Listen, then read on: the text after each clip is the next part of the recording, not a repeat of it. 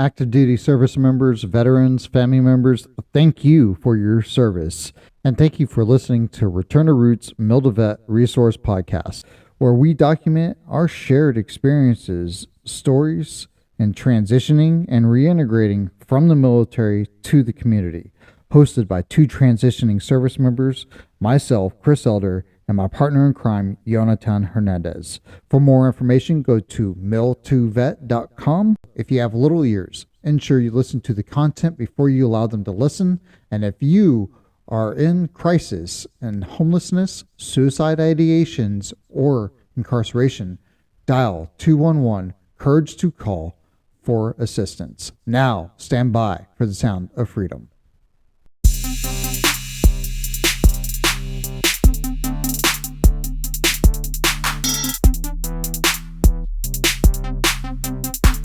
In today's episode, we get to talk with Navy veteran Vic Martin, who's with the San Diego's Veteran Coalition. Enjoy the show. Welcome, fam. Today on Return to Roots, we have our very own, very loved Vic Martin. He was in the Navy for 4 years. He medically retired back in 2013.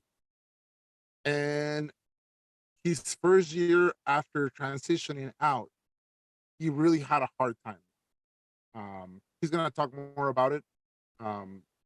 Something that we have learned that it's called a downward spiral, and it leads to what we never want to talk about, right? The reason why we have this show in the first place, which is the prevention of suicides to our service.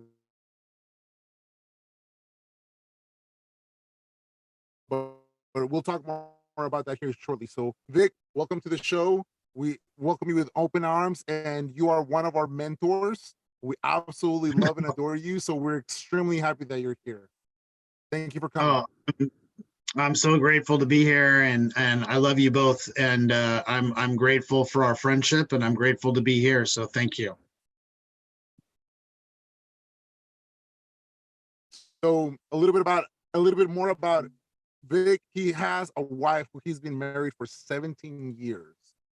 Her name is Casey. He has 3 kids: Violet, Raleigh, and Scarlett. And if the show permits, I would love for Vic, toward the closing rounds, to share this story about Scarlett, which was an extremely heartwarming story that has since changed my perspective on a lot of things. But enough about that. Let's start hitting up. Tell us about you. Tell us more about your story, about how your transition process started, and when did it start, and how did it happen? Absolutely. So I was a mineman in the Navy. And I loved it. I had met some minemen before I had come into the Navy, and got a chance to meet them and talk to them about what they did. And it was it seemed like very important work that needed to be done. And it seemed like they were a very small knit group of people who sort of all trusted each other. And that was very appealing to me. So when I had made the decision to join the Navy, it was my 3rd career. And so I joined kind of in a funny way at 30 years old. And so I ended up graduating as an honor graduate from boot camp, which, I realized wasn't really that big of a deal, and so I was proud of it. Then I also went to A school and graduated at the top of my class, and was fortunate enough to be able to pick orders to Seal Beach, and which is just up the way here from San Diego. And so I worked at Naval Weapons Station Seal Beach, and worked in the mine shop, and had a great time. I loved it. It was, being a mineman, you got a chance to do a little bit of everything. And you had opportunities to do things that most people in the Navy wouldn't have the opportunity to do. And so some of those things were doing on and off loads of ordnance, which was great. I loved standing underneath the helicopter that's hovering over my head. And then some of the other stuff I got to do was working with sea lions. And that was sort of something that opened my eyes that in the Navy, if you really sort of worked hard and were able to get along with others, you could go pretty far. And opportunities were rising for me that were presenting themselves there. Other people weren't getting the same opportunities. And so I was very grateful. I worked with the Sea Lion program for about, I want to say about almost a year. And spent a lot of time on San Clemente Island. If anybody's been there, you know, the Salty Crab pub. But it was an amazing opportunity, you know, that the Navy gave me. And so after my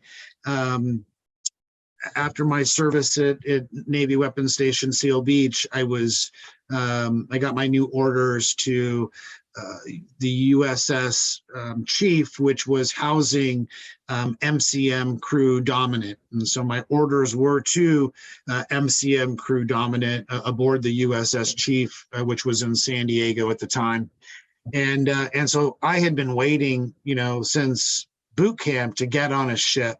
And so this was beyond, you know, I was just beyond excited about just sort of the process, and being out at sea and working in a mine shop was great. But, you know, I would love the opportunity to sort of see that side of the Navy. And I was given it. The Navy said, sure, we'll put you on a ship. And so at the time we were doing crew swaps. And so there was a minesweeper. And for those who are not familiar, the minesweepers are the only ships in the Navy with a wood hull. They're covered in fiberglass, but they're essentially Douglas fir, if you will. And so they're very small ships. They probably only have a crew from anywhere from about 100 to, or excuse me, from about 80 to about 110, maybe at the very most. But a very small crew. And my ship at the time was all male. They hadn't done integration yet. And so it was a very unique experience being on a ship at sea that was so small that, you know, you couldn't even run really from bow to stern. So it was a really intimate relationship that sort of grew with everybody on board. And I realized quickly that you really relied on other people on the ship, and the team portion of it was so important. And I ate it up. You know, I drank the Kool-Aid and was all about, you know, being a sailor. And so, unfortunately, while I crew swapped with another crew, and we ended up in Bahrain, and I had never been to the Middle East, and so it was an eye-opener. I had heard so many people who had served IA as minemen and had gone over, and I had such a tremendous amount of respect for them. And I actually tried to have my senior chief sign me up for some IA orders, but at the time I had 3 children and was married, and he didn't feel as though it was the best decision for me, and he told me not to do it. And so I followed his lead. But I had a tremendous amount of respect for the dudes who went out there and were like, hey, you know, I'm going to go by myself and go do this and risk my life. And it was so much different than just sitting at a mine shop, you know, working on what we called paperweights, which were, you know, these practice mines that we were making. And so I was excited to get in country. And so we got to Bahrain, and we took over the Gladiator, USS Gladiator. And so as part of Crew Dominant, we took over the ship and started operations fairly, you know, quickly after taking over the boat. And about the late 60th day that I was in country, I only say that because I didn't make it to the 80-day mark to get an expeditionary medal. So I'm assuming it was in the late 60s, mid 60s days that I was there. That's some great English right there, by the way, too. But I got hurt, and for whatever reason, I was unconscious for an extended period of time.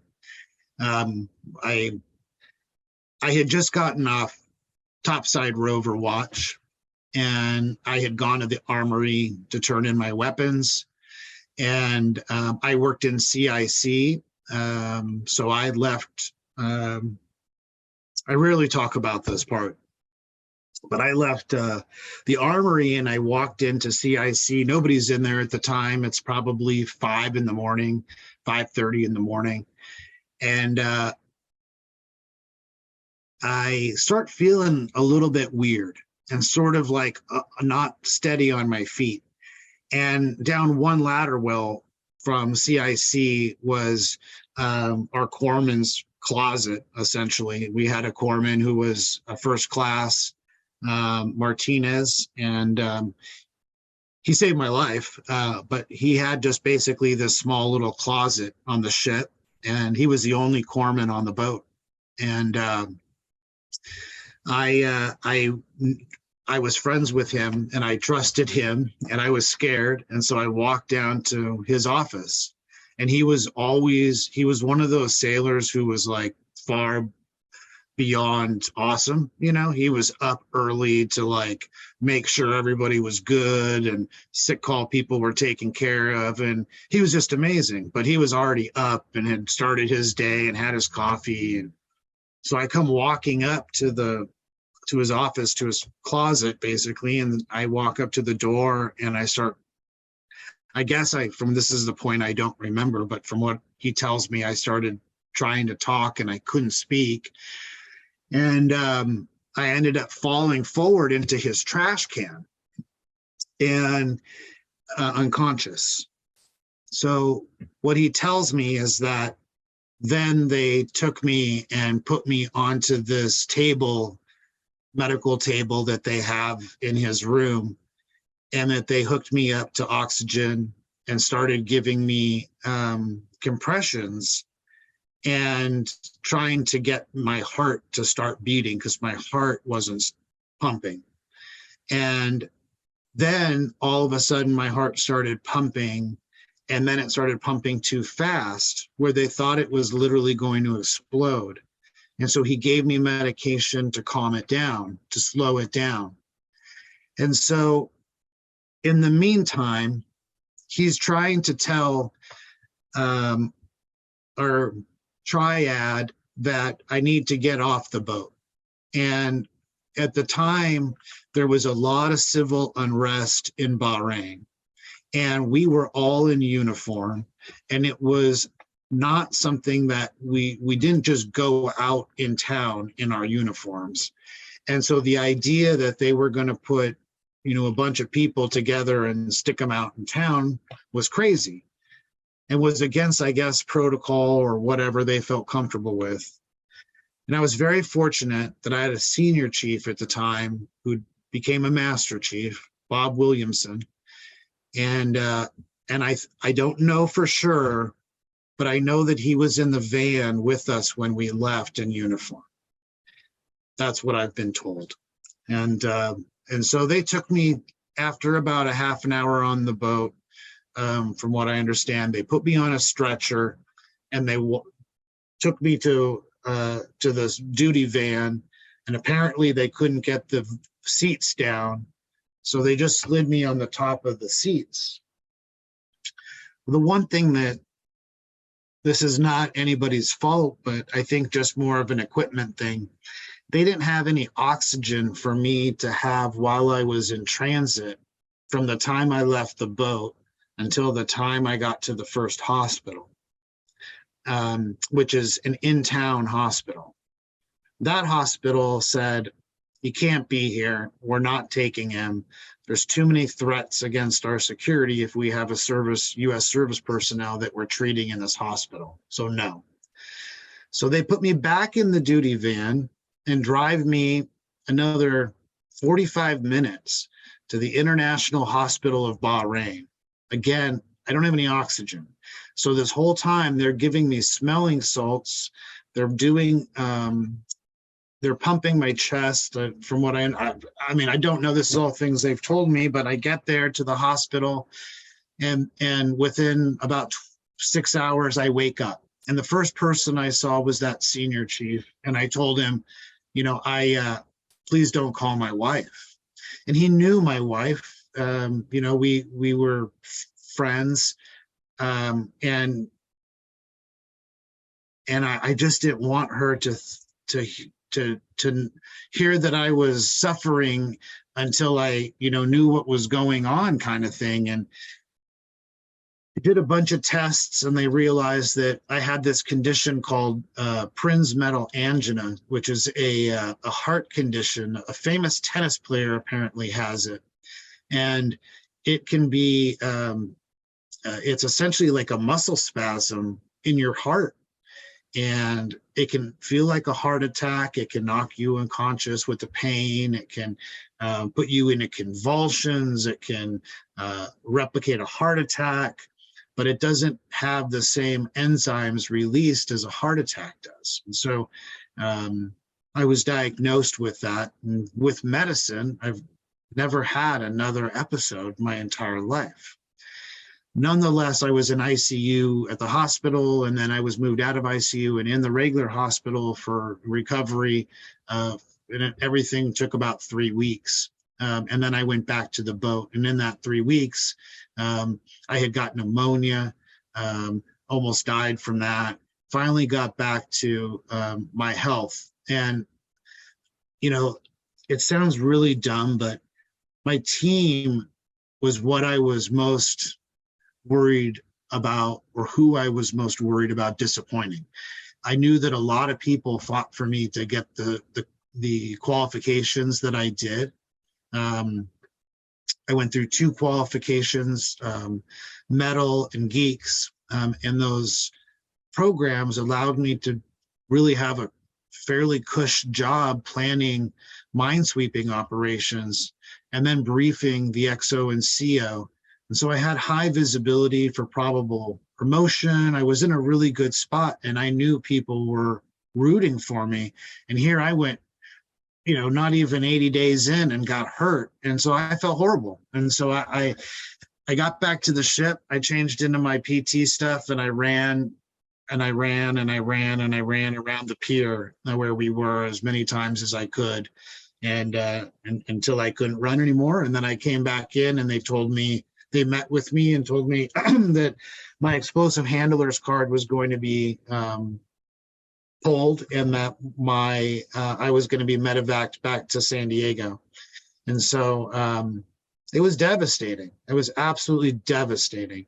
I get back to San Diego and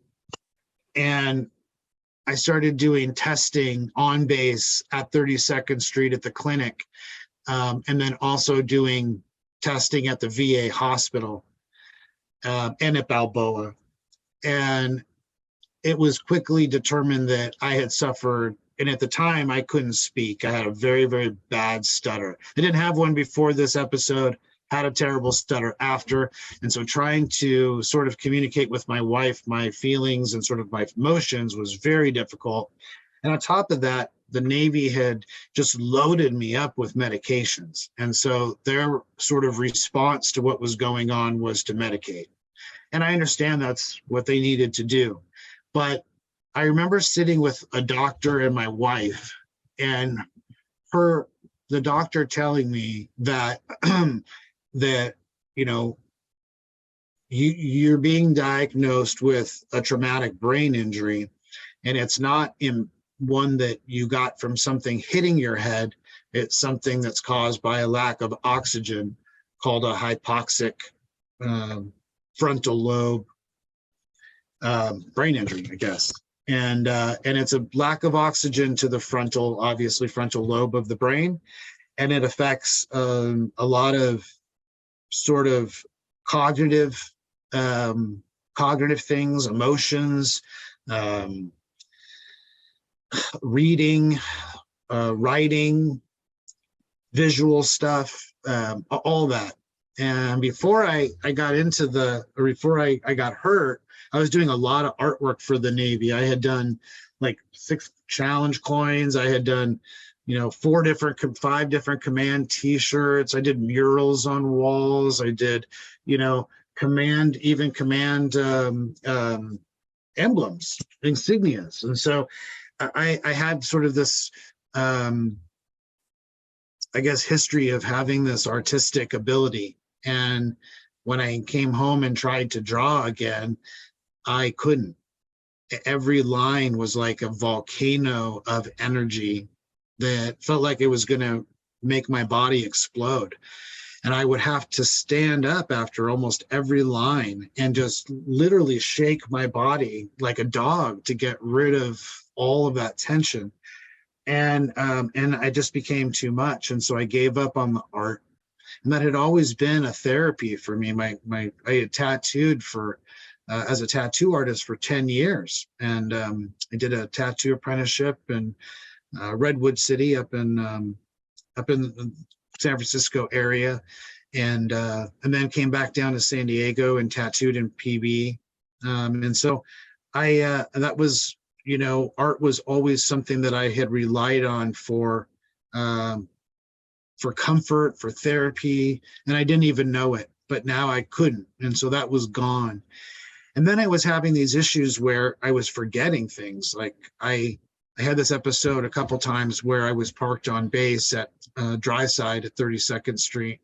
And I would go into an appointment, or I would, go across the bridge to go to work, and I would come out of work or come out of the appointment and not know where my truck was and not know where I parked. And after looking and looking and looking, determining that someone must have stolen my truck, and getting to the point where I'm calling base security and they're giving me rides to go to the command so that I can call my wife. And I passed my truck. And I'm like, this is ridiculous. And that happened twice, actually. And so one time I was in Walmart with my daughters and my wife, and I forgot that I was shopping with them, and I just left, went home. I would forget to take my medicines every single day. My wife literally had to stand there and make sure I was taking them. And that is where a lot of my fears started coming up. I started recognizing that when I was in that hospital, the ship had put me on the watch list as somebody who needed to be watched. So every 6 hours there was a new person showing up, to make sure that I was safe in that room.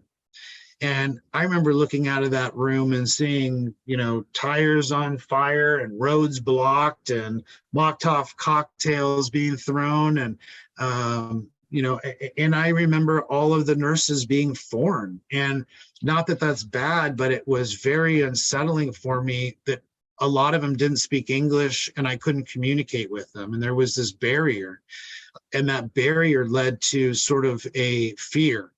And so laying there as vulnerable as I was for so long, watching that door, knowing that at any time somebody could come in and hurt me, and seeing some of the people who were watching that door and knowing, I saw them at the range, I saw them at shooting quals, and they couldn't literally shoot the ship if it was in front of them. You know what I mean? We would all be, we're all dead if somebody comes in. I see, MN3 so-and-so come in, and I'm like, oh crap. And I'm supposed to go to sleep and trust my life with this guy. And so it was scary.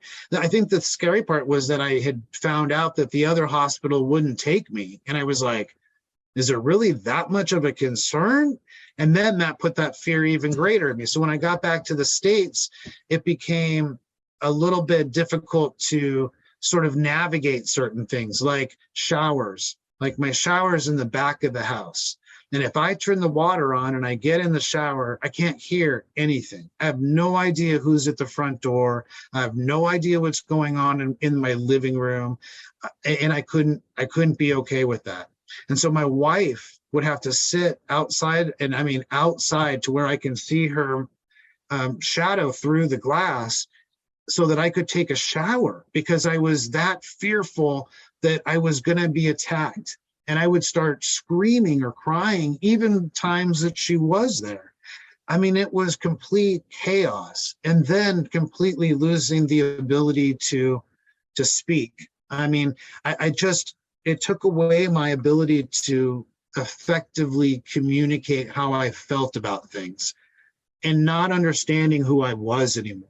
I started to hate this new Vic, who I couldn't do anything. They told me I was non-employable. Then they told me, we're medically retiring you, because not only do we not think you can do something in the Navy, but we don't think you can do anything out in the community either. So we're medically retiring you.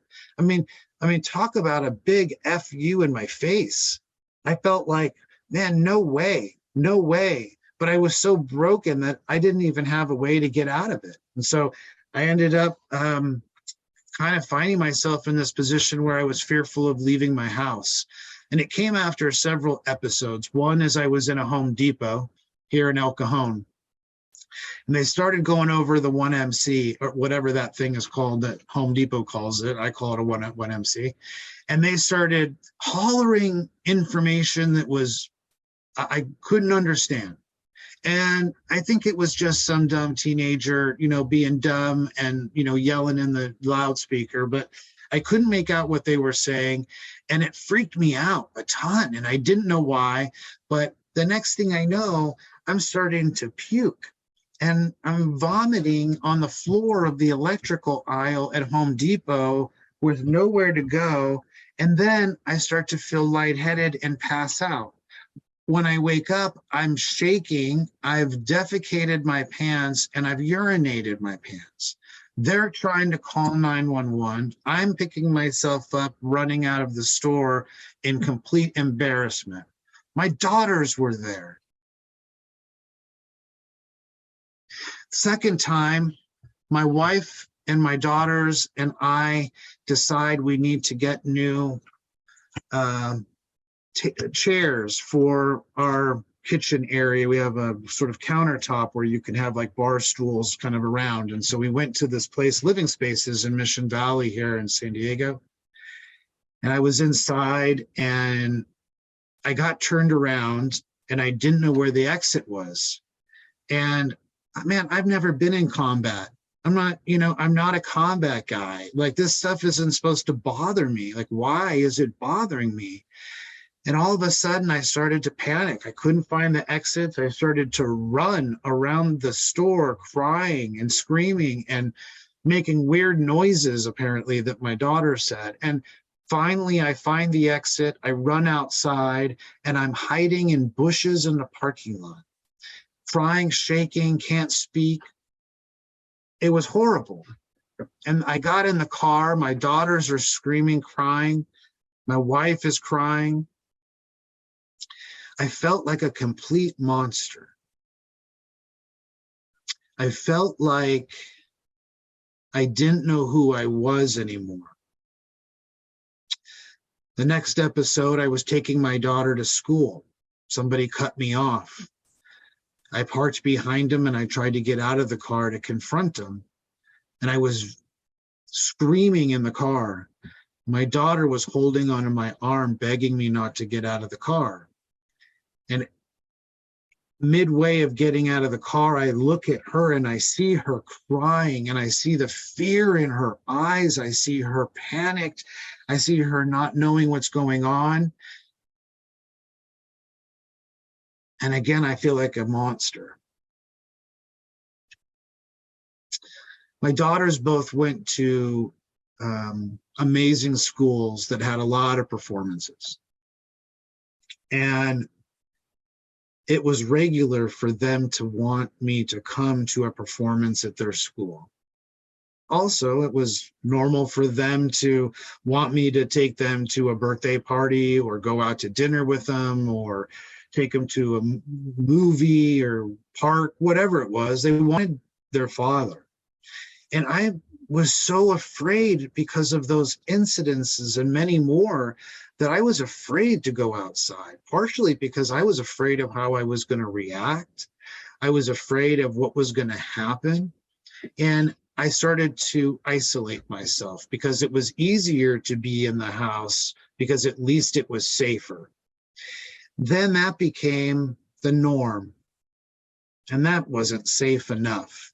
Then I couldn't go in my bedroom anymore or my back bathroom that was normally my own. I had to stay in the living room or in the kitchen or in the guest bathroom, which was close to the front door. I couldn't go outside in my backyard. I started to panic. I started to not be able to go out my front door and even check my mail. And I use as an example when I speak. I bring that up a lot. The reason being is it is such a minute detail, but man, is it hard to not be able to do. So I watched for about a year my family sort of going through this trauma and going through this nightmare. And finally, one day I decided that it would be better for me to end my life and for them to go on and live a more fulfilled life. I mean, I didn't doubt that it would suck for them, but it sucked right now. I mean, it was miserable being in our house. I had put my fist through walls. I had, screamed and hollered, and never, thank God, was physical with my girls or my wife, but definitely punched holes in doors and walls for sure. Definitely have broken stuff. Definitely have smashed stuff. Definitely have thrown things outside. And so that behavior was just destructive. And I decided that, ending it would have been a better choice. And so I left and I tried to end my life in a park and ride off the Interstate 8. And unfortunately, the chemicals I got didn't work. And instead, I ended up burning my esophagus and sitting outside in this parking lot, sort of contemplating why I didn't die. And then, that sort of led to the change in my life. Man, that's I don't really have words to say, man. Like, first off, thanks for sharing all that, man. Bro, the picture that you painted with your daughter, looking at you in your eyes with all that fear, man. That had to hit you really, really hard, man. That was probably the hardest way that you could ever be hit, is that person that relies and loves you and all that stuff. And man, that's like, thanks for sharing that, man. And absolutely, when you share, there's two reasons normally. One is to self-prophesize and sort of raise your own flag, and the other is to hopefully provide a positive outcome to very similar scenarios that some may be having. Because when I left that parking lot, my life changed for the better. I decided to live. I decided that I was going to take every step that I needed to better my life for my family. I remember going to what Yogi was talking about. After I had started looking into nonprofits that were out there and resources that were out there that could support me, my daughter, I think, realized that I was really, really trying. And I hope that she felt comfortable enough to be able to talk to me about sort of how she felt. And we were in therapy, of course, and so there was a lot of discussion about that. And so she brought me into a room one day and she said, "Dad, can I talk to you?" And I said, "Absolutely." Go in her room. And she tells me, "Dad, I want to tell you something that I learned that I want to sort of demonstrate how I feel when you start screaming and you start freaking out. And she said, every time you scream, I have this, and she got this piece of paper that was a clean piece of paper, and she started to crumble it. And she said, every bad time you yell or scream, I just crumble. And the more that you yell and scream, the more I crumble. And before you know it, I'm in this little ball, scared. And the little ball of paper was in her hands. And she said, it's just like me, Dad, like I'm scared. I don't want to come out of my room. I don't want to even get out of bed. I'm scared. But then, Dad, you come in and you tell me, I'm sorry. You tell me, Dad, you know, how much you love me. And as I do, and as you do, my paper unfolds. And slowly, with all the love you give me, the paper is flat once again. But the interesting thing, Dad, is that all those creases are still there. And it really hit me. It hit me that all of the pain that I was going through and all the hurt that I was feeling, and how I was expressing it was being received by my daughters very potently. And they absorbed the pain, they absorbed the struggle. And gosh, I'll tell you what, nothing makes you feel more guilty than that. Nothing. So I started to look at resources out in the community, started to look at different opportunities. I had heard that dogs were good. And so I had found, my wife actually found a organization that was just starting. And so I was able to get, apply and be placed with a dog. And so I went through that program and got my first service dog. And the first service dog wasn't really a service dog. It was more of a well-trained personal protection dog, in my opinion. The dog was too aggressive. It had to have an e-collar on its neck at all times. It could have easily bitten somebody at any time. I mean, it was, and then what ended up happening was that dog bit my daughter in the face. And so I immediately gave that dog back. And I, at the time, was working for the organization, and I was told, you know, these things happen, and you know, this is just normal dog behavior and so forth. And so I went and got another dog, and that dog I've had since. And so I worked with her for about 3 years, and I worked with the other dog for about 2 years, both working. So a total of 5 years of having a psychiatric service dog. Mia has since retired, and so she's now you know, living the lush life at home, hanging out with the family. And so she doesn't have to worry about necessarily having to stay by my side all the time.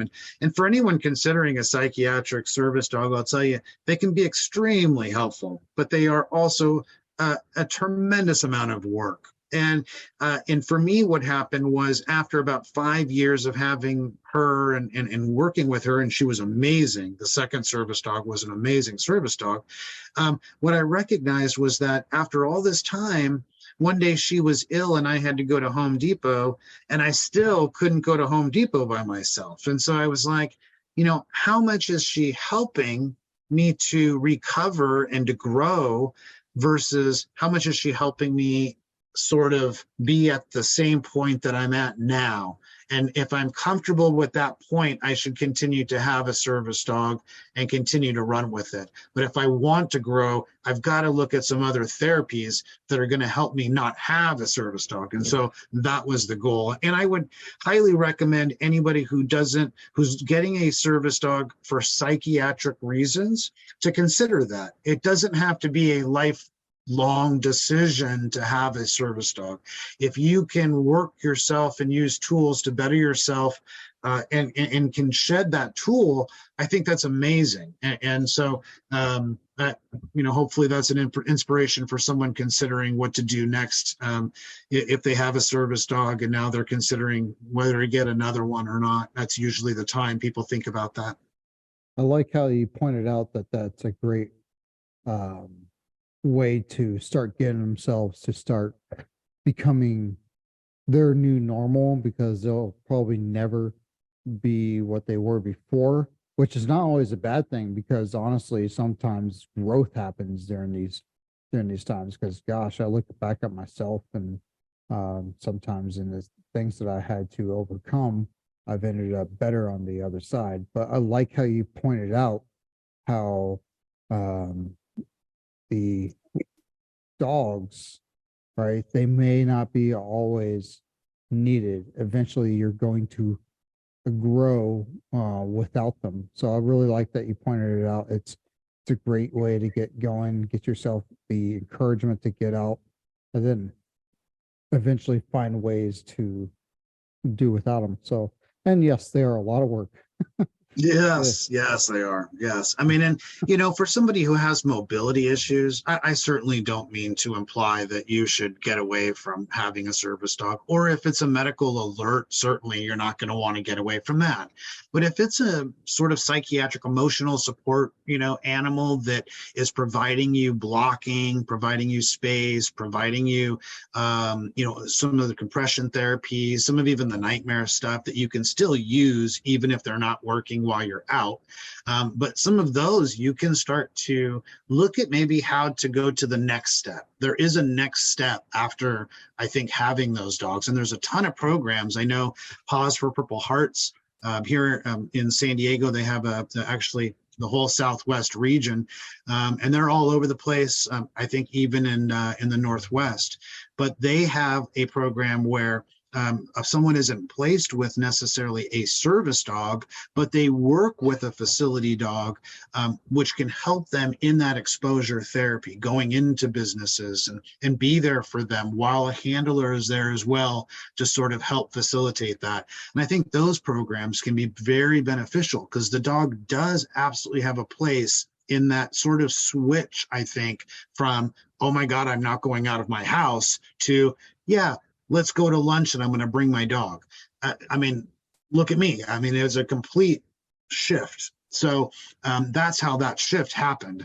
I was also going to speech therapy at the time and doing a bunch of other therapies, cognitive therapies. I did some great therapies with my wife that were super helpful in my recovery. But it was sort of this realization, like you said, Chris, that I wasn't the same person anymore. I had changed. And as much as I had been mourning who I was, it was okay to look at who I wanted to be. And this could be a time of sort of enlightenment for me to look at what was important to me. And at the time and now, what is important to me is making sure that others who are getting out of the military are given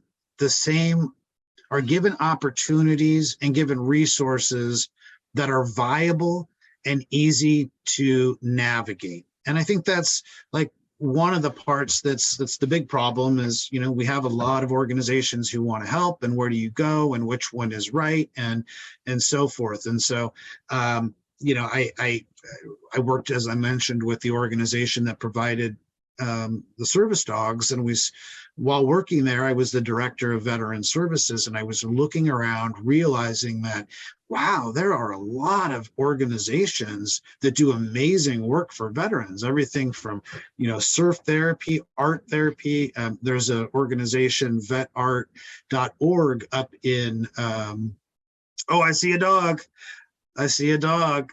vetart.org, which is up in North County, San Diego, and they provide free art therapy for not only the veteran, but for the entire family and the caregiver. So You know, you can go do clay or glass or whatever you want to do. It's just amazing. So there's just so many that I didn't know about. And when I was sitting in my house for a year, I didn't know about any of those organizations. The VA was sending somebody who was amazing, but they were just coming in to check, make sure I was alive and make sure I was getting my medication, and then I was off. So, you know, when I started to recognize how many organizations there were, I realized that one of the important organizations out there was an organization called San Diego Veterans Coalition. The San Diego Veterans Coalition is a coalition of over 160 different nonprofits, for-profits, government agencies, educational entities, all coming together with the same goal to better serve veterans, active duty service members, their families, and their caregivers. And so it's pretty powerful when you get in a room and you see all of these organizations sitting there, especially as a veteran who was struggling. And I couldn't believe how many there were. I said, nobody knows you guys exist. Nobody's recognizing. I mean, I went through the whole process and was medically retired. I should know about all of you, all the dog organizations, all the music, all the art, all the yoga, and then all of the other stuff that was viable, you know, medical stuff that I should have known about. And so I was moved by that. I recognized that there had to be a better connection between nonprofits and those who were transitioning out of the military. And not only nonprofits, but those for-profits that were providing programs and services at discounts or free for veterans. So that was exactly what the San Diego Veterans Coalition was doing. But we were struggling with how do we reach upstream enough to be able to make a big difference. One of the things I saw with psychiatric service dogs in that organization was that line for dogs never got shorter. I mean, there were just veteran after veteran after veteran applying at bigger and larger numbers, and it wasn't ever going away. We weren't fixing a problem. We were putting a Band-Aid on a problem. And in my opinion, we had to go further enough upstream to be able to change some of the mindset and some of the ideology of transitioning veterans, as well as provide them better information. So when I started to ask these questions, the first thing that came up was TAPS. And every organization had spent, not every, but there were a lot of organizations that had spent a lot of money trying to have a platform in TAPS, trying to have a voice in TAPS, trying to be able to share their information during a TAPS class. And the DoD has historically been very, very tight on who is able to present, because, I mean, you can imagine there's 300 different organizations knocking at the door. I mean, that's a week long. You let one in, you got to let them all in, right? And so it was unfeasible for, you know, any of these organizations to get in, but they didn't see it. They kept fighting and working towards getting in. And some did. Some were able to get little video clips that are shown. Some got, you know, one person who comes and does a 5-minute, you know, introductory thing. But I'll tell you, when I went to TAPS, I, as I mentioned, was diagnosed with that brain injury, but I had also been diagnosed with severe anxiety disorder, major depressive disorder, panic disorder, and my speech disorder. And so I you know, I had a lot of things going on at the time. And so it was difficult to sort of process all the information that was shared during TAPS. In fact, I don't really recall much except for 2 university or colleges that were presenting about a college that I could go to.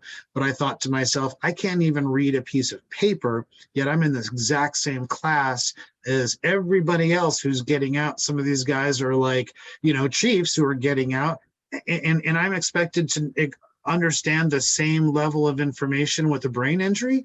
And so I just kind of washed it off, and I looked at it as this check mark I had to get off my you know, my packet. And so that's what I did. And I just sort of filtered it all out and I left. And because of that, I didn't know about anything that was out there. And so again, when I realized it, I had realized if I had known about some of these programs, then I don't think I would have ended up in my truck mixing chemicals trying to kill myself in off the 8 freeway. And so I said, man, I got to do more. And at about that same time, I was finishing up helping an organization called Warrior Resource Project, a great guy in Escondido, car detailer, just one of the most down-to-earth people I've ever met. And he came up with this idea that he wanted to give cars to veteran families. And I was like, are you a veteran? And he said, no, I just really want to help a veteran family. And we were like, oh my gosh, this is amazing. And so he goes, I need some help getting it started. And it was just this concept. And transportation is such a need for veterans in our community, especially those who are disabled. And so I wanted to help. And so I spent, I think it was 14 months, if I'm not mistaken, from that point to delivery of a vehicle. And so we had gotten our full 501c status. We had set up a board of directors, set up all of our bylaws, did everything that you need to do to set up a full-fledged 501c organization. And so we gave away the first truck. It was awesome. It was wonderful, but I felt as though my obligation was complete. Transportation is not necessarily my passion, and so I moved into what was my passion, which was transitioning veterans. And I aligned myself more with the San Diego Veterans Coalition, and at about the same time came on as a board of director. I was on the board for 6 months and took over the role as second vice president, which is the role that I hold now. And I started to work with the other teammates on SDVC on how to better be able to share information. We have 160 organizations who do amazing work, but it's our role is to understand what they're doing and to help them spread the word about what they're doing. But personally, I wanted to get the information as close to active duty service members as I could.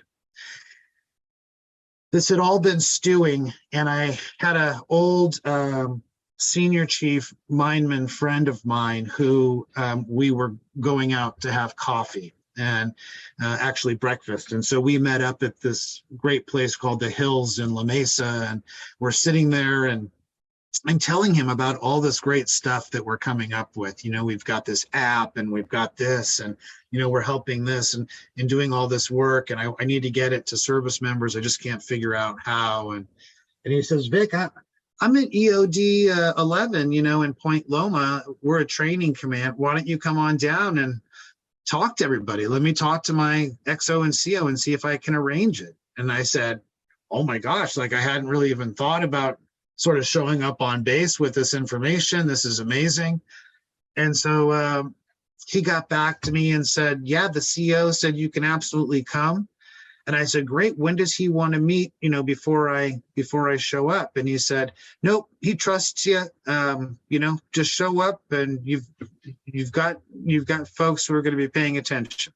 So we scheduled a time to go, and I knew that I needed, my colleague Maurice Wilson with me, because Maurice is a powerhouse when it comes to transition, and probably the most knowledgeable person that I know on transition, as far as all the different elements and what goes into it and so forth. And so I said, Maurice, and he's also the first vice president for the San Diego Veterans Coalition. And so I said, Maurice, you got to come with me. I got an invitation to go to EOD 11, and I want, you to come with me and for us to share sort of what we're doing. And so he says, okay, yeah, no problem. And I don't think he really kind of took me serious, and he forgot his laptop. I don't even think he brought it. He was just like, yeah, I'll leave it at home. We're just going to go talk to someone.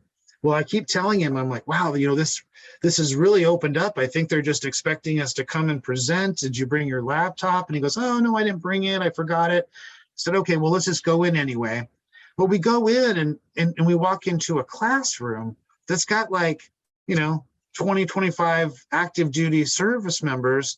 And I'm just standing there like my dream has kind of come to fruition. Here I am being able to give these guys information that if I had, I wouldn't be in the crisis mode that I was in. And so I started thinking of everything that I knew. Maurice is telling them some amazing networking events that happen here in San Diego that they can go to like right away, like they can start going to on Monday.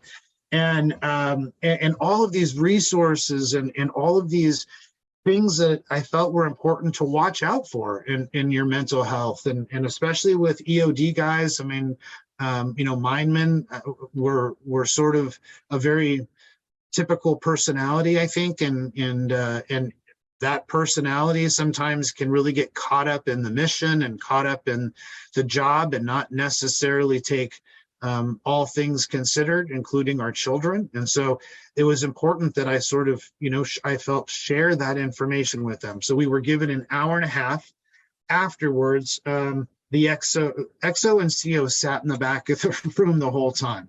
And apparently they loved it. Afterwards, we went in, we met with the XO. He was full on board about supporting us 100%. And he's since moved to EOD1. And the CO of the command was very supportive as well, brought us into his office, asked us some questions that were very important to ask. And I think that we provided some great information. And so now that whole base, which is the Anti-Submarine Warfare Command in Point Loma, not the sub base, but the smaller one, we've been invited. We're working on a plan to come in and train the entire base, which would include sonar techs, minemen, EOD techs, etc. So I'm pretty excited about that. I think that step keeps moving forward. But what we realized when Maurice and I left, we were standing in the back of his car, loading up, our bags, and we were sort of talking, and he said, Vic, this is sort of this monumental moment. It was a way of recognizing that here we could help service members, before they necessarily or potentially ran into crisis. We were recognizing some very specific things that we felt they needed to know, and we're disseminating that information prior to them needing it.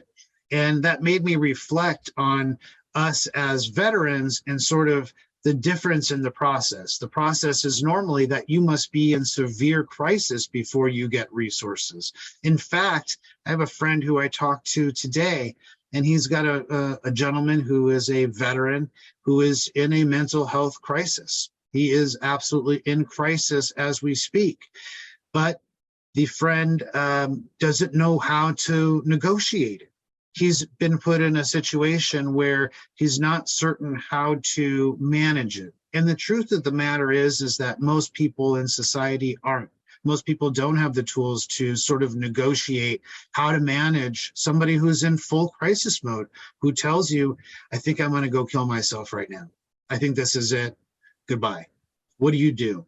So he called me and we talked, and it was great to be able, this was of course after the crisis had passed, and he was sitting reflecting on the issue, but it was one of those things that we talked about where here you have somebody who, and I shouldn't say it's past for the moment, he's still in crisis, but it's past for the moment with resources. But it made me realize that when you need help and you are a veteran and you're maybe having a mental health crisis, and someone knows that or fears that you're going to hurt yourself or hurt someone else, and let's say I'm at my last wit's end and know nothing more to do, and I call 911 or I call 988, which is a national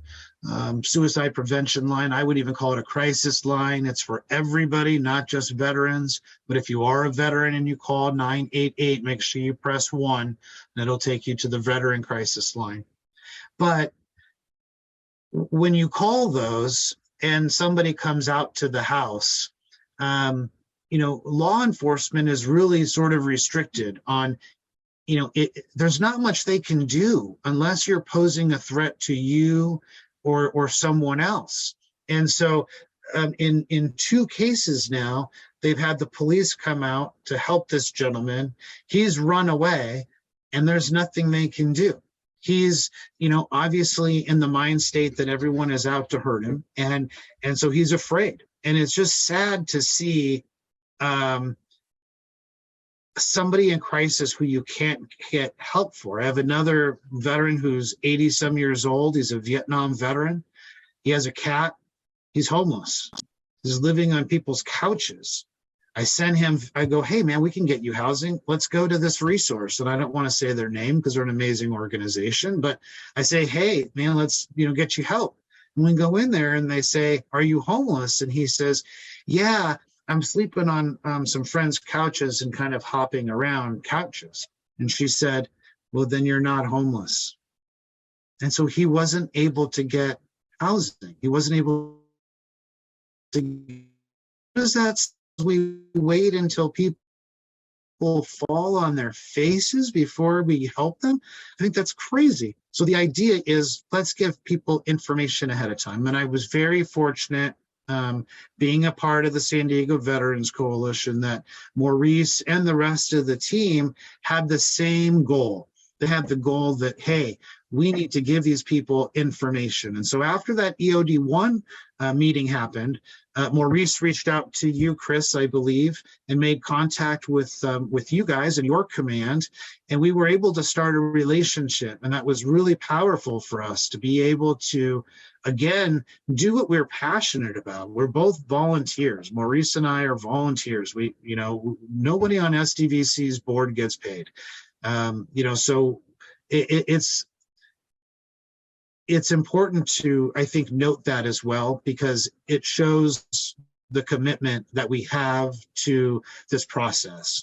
And when I say process, I say that because I don't believe there's any one organization that has the answer. I'm not here to represent one specific organization because there are so many that do so much. But I will say that having a backbone organization like the San Diego Veterans Coalition is so important to ensure that there's collaboration, coordination, and communication between the different organizations. And I explain it this way.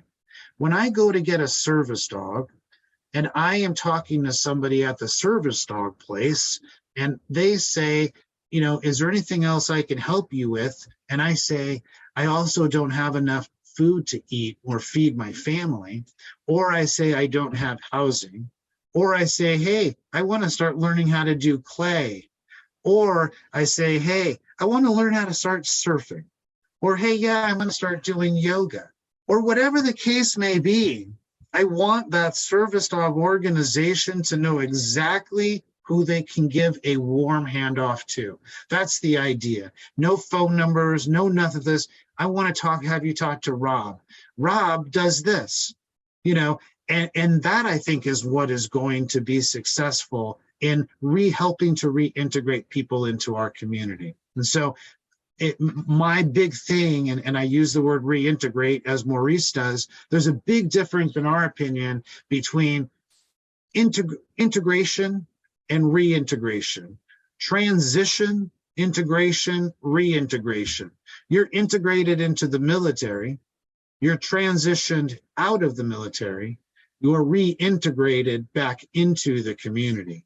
And so I look at transition as more being this sort of paperwork process that you fill out documentation, you fill out paperwork, and that's it. And now you're transitioned. Now you transition from one command to another. You transition from this to that to another. It doesn't have anything to do with who you are as a person. It doesn't have anything to do with your outlook on life or your outlook towards your family or your perspective towards conflict. It has nothing to do with that.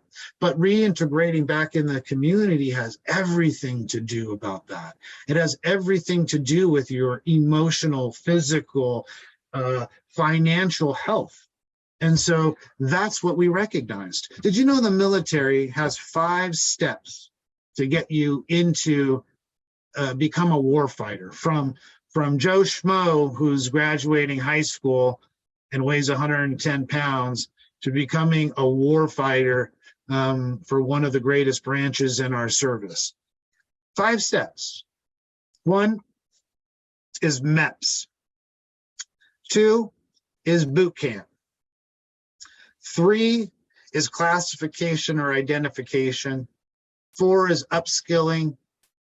5 is in the fleet or community support, right? Fleet support. So those are the 5 steps. Once that guy gets to the fleet, he relies on the community of the fleet to support him on his ship or in his command. Well, if you look at that, why can't there equally be 5 steps to get out? And in my opinion, there can be. The first step being assessing who you are, understanding how to translate all of the qualifications, all of the experiences that you've had as a sailor, understanding what that means and who you are, looking at seeing what a resume really looks like for you. Then the second one is changing your mindset. That's like boot camp, right? Boot camp changes your mindset. Call it drinking the Kool-Aid. It's all about changing who you are as a person. And that equally on the community side, or getting out in the transition side, or reintegration side, I should say. Well, that would be an organization like Reboot, right? An organ doesn't have to be Reboot, but it could be any organization that's specializing in transition in your mental health, mental state workshops, changing the perspective, changing how you think about things, changing it from being military mindset to a civilian mindset. The third is the upskilling and upskilling and reskilling.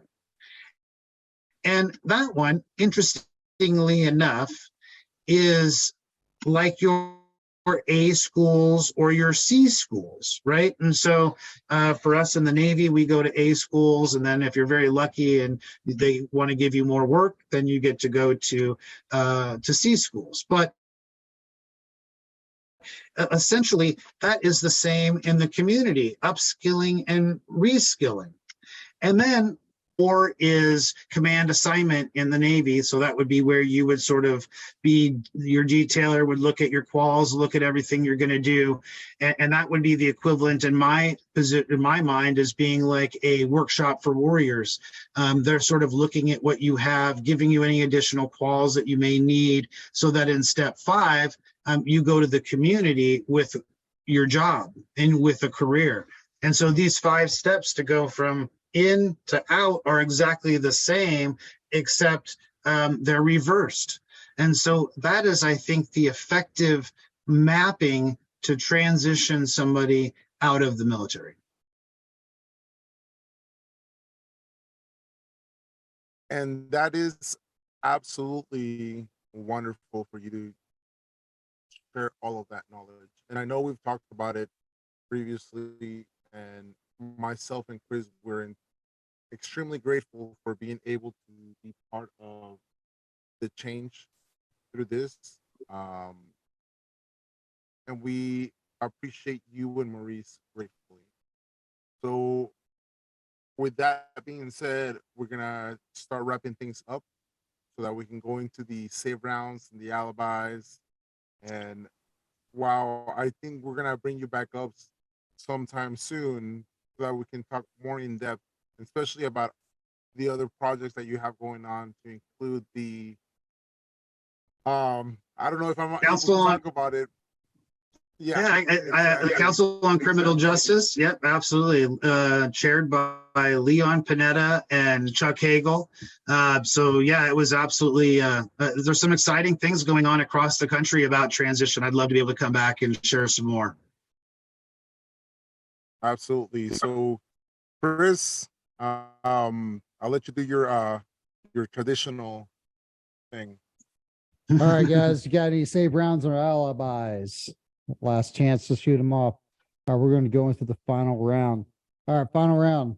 First question: what book or podcast should our listeners consume while they're transitioning or reintegrating into the community?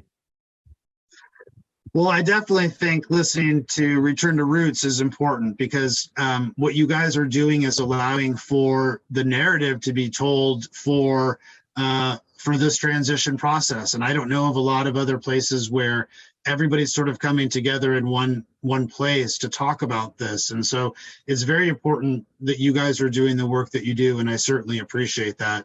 I would say as I would say a book would be As a Man Thinketh, a Man Is. Fairly old book, but it was recommended to me by somebody who I think you both know, who I respect dearly. And so he recommended it to me. I still have difficulty reading paper, so I did do audiobook, but I've listened to it like 6 times, and it's just amazing. Sometimes I just listen to one line out of that book and then just stop it and then just think about that one line. But I would certainly recommend that. And then I would certainly recommend, if I had any other advice, it would be to be easy on yourself. All right, well, now it's my turn. I got 3 questions that are all basically similar, but it's in different timelines in your life, right? Before you joined the military, I know you joined a little bit later, but before you joined the military, what advice would you give yourself prior to joining the military? Second question is, as you had already joined the military, what advice would you give yourself to be successful? And then third, looking back, in hindsight, it's always 2020, right? If you could, when and how would you give yourself advice on preparing to transition? And what would you have done, or how would you have prepared yourself for a transition?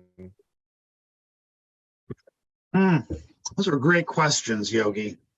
Those are almost too good of questions. Almost to the point where I don't know the answers, but I do, so don't worry. I would say prior to going in the military and looking at sort of this, and I remember running up and down hills thinking, I have no idea what I'm going to walk into before sort of training myself. And I think I would have told myself, have fun. It's a once in a lifetime experience to be in the military. And everyone's experience is different. I had a friend who was a CS, and he just stood behind a stove most of the time, and he loved his job. But he didn't experience the same Navy that I experienced. And I have a friend who was a submariner, and same thing. Like, I have no idea what he's talking about half the time. But it's your experience, and that's what's great about the Navy, is that you get to be you get to kind of create your own path, and if you're willing to put in the work, it'll pay off. So that's, I think, probably a long story of what I would share about that. And then I think looking back and seeing where I've been and sort of how I transitioned, I don't think I would have changed a thing. I don't think I would have probably told myself to hold on. My experiences, guys, has given me a level of empathy that you cannot purchase. It's given me a level of understanding that you cannot forfeit. It is something that comes from deep, deep inside. I've lost 15 friends around me, 12 that were military, 15 total from suicide since I got out. And I think about what could have been different, what happened with me, why was mine different, and why did I not die? And so I think I experienced what I needed to experience to have the tools to be able to do what I feel needs to be done. And so I'm grateful that as weird as it sounds, I'm grateful that I got hurt. I'm grateful that I experienced what I experienced, and I'm grateful that now I'm able to help others. Bro, that had me right here on the old blood pump. You know, it's, I could relate with you where I'm sitting there and I find myself in a similar situation where I'm busting my ass and I'm doing the best I possibly can, doing whatever I can to help out my sailors. Happen to be very good at what I do. Though I may get on some people's nerves, I'm pretty efficient at moving the ball, and that's what I was supposed to be doing. And then I'm doing really well, and then bam, I found myself getting medically pushed out of a spot, and then put on Lundu, and then found myself getting possibly med boarded, and I'm very fortunate in a way because I was able to say, hey, I'm just going to drop my fleet reserve so that way I can figure out my stuff on my own terms. And bro, yeah, they're just right here, man. So a lot of our listeners that are out there, they take this advice that they hear from people that have done it, you know. And one of the new questions that we kind of brought into our routine deals a lot with how are we getting in the correct mindset. So my next question is, how did you get in the right mindset to transition out of the military? Well, interestingly enough, I think my transition out of the military happened a year after I got out. I think that I was still in some capacity serving. My uniforms were in my closet, ready to go. I was in standards. My brain didn't work. And I kept thinking, I can fix it. I can fix it. There comes a point where you realize, and for me, it was in that parking lot. And for other people, it doesn't have to necessarily be that low, but you recognize that the people who live with this sort of mental illness, it's a hill and dale adventure. It's not a steady road. And so sometimes you're really, really low, and sometimes you're really, really high. And the trick is to create tools when you're high so that when you're low, you can implement them.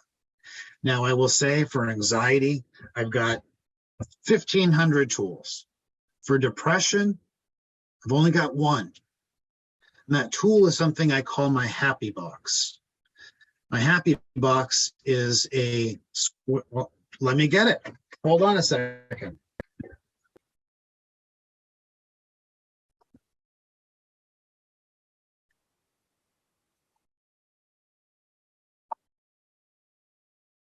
No, always got to have it. Always got to have it, ready to go and accessible. That's the number one thing. Can't have your happy box stuck away in the attic or in your office, and then you're at home and you're in crisis and you're like, oh my god. But I got this at Hobby Lobby. It was like $11.99. It's not anything special, but it is my happy box. And so I encourage people, even if you don't have a mental illness like I do, to get a happy box, because this helps a ton. When you open it up, everything that makes me happy, pictures, little thing from the Navy, a little lone sailor, but I even got this guy, right? A little Peter Griffin, spongy guy. I have this little poop emoji, little keychain that I have. I have pictures of my wife and I kayaking under the Coronado Bridge, and my daughters and I, and all these things that, and letters and notes and tickets and a button from Disneyland when I went.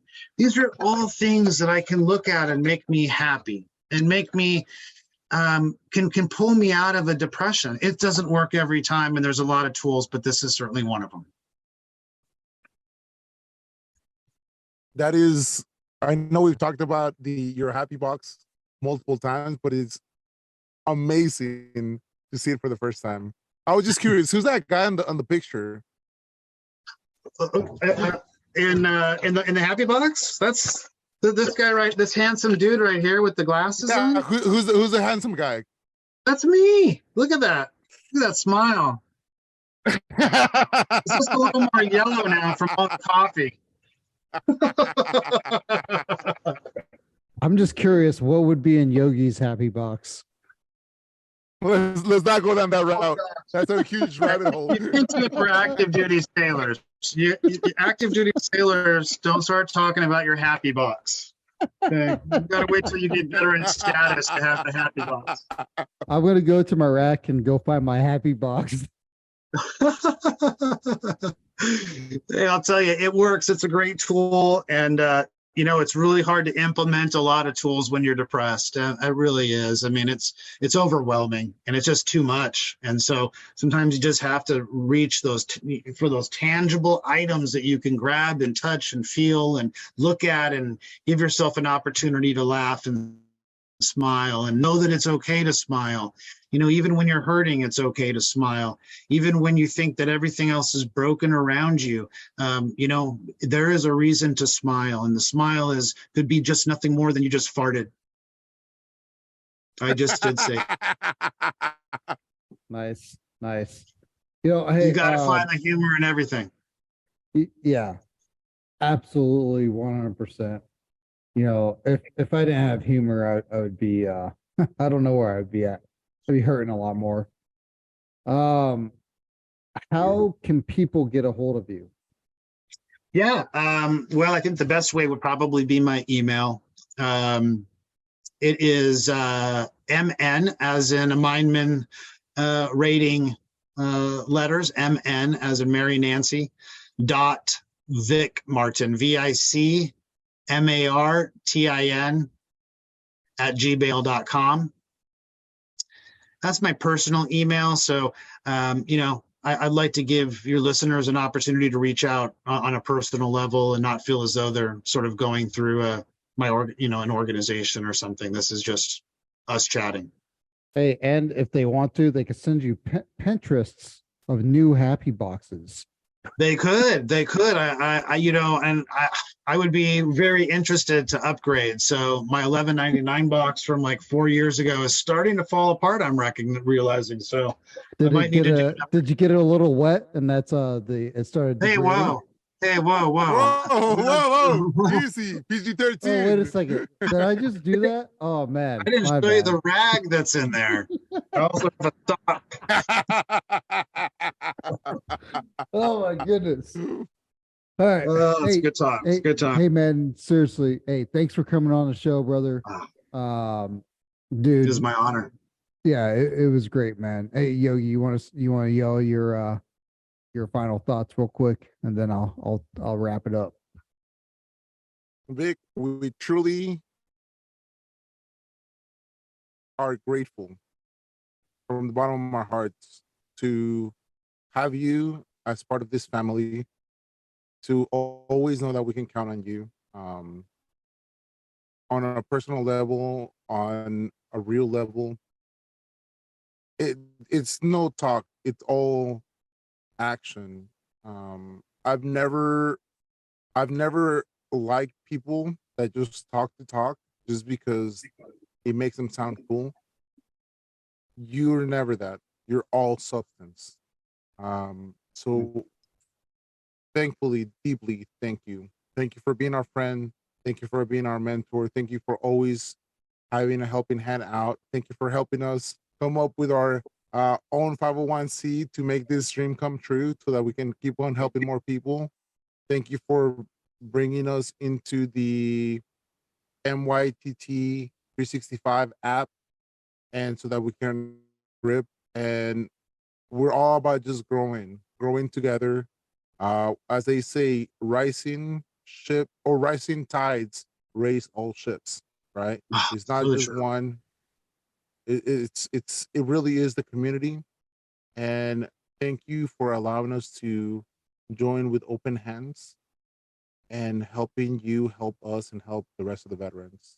And honestly, thank you for pulling me specifically out of my downward spiral that I was facing last year. thank you for sending by, and thank you for showing that I can always count on you, no matter what. And thank you for the Saturday calls. They're a huge, huge thing to help me, even when I'm having a bad time, move forward. Thank you, bro. Thank you, bro. I appreciate you, Yogi. Yeah, to everybody that's listening, we got a true star on the veteran community on here. Vic, thank you for coming on here. Thank you for sharing your story. It took a lot of bravery to not only just share it on the podcast, but you've shared it to thousands and thousands of people. And I hope everybody that listened to this gleaned something from Vic's story. Now, everybody that's out there, it is not all rainbows and unicorns. And it is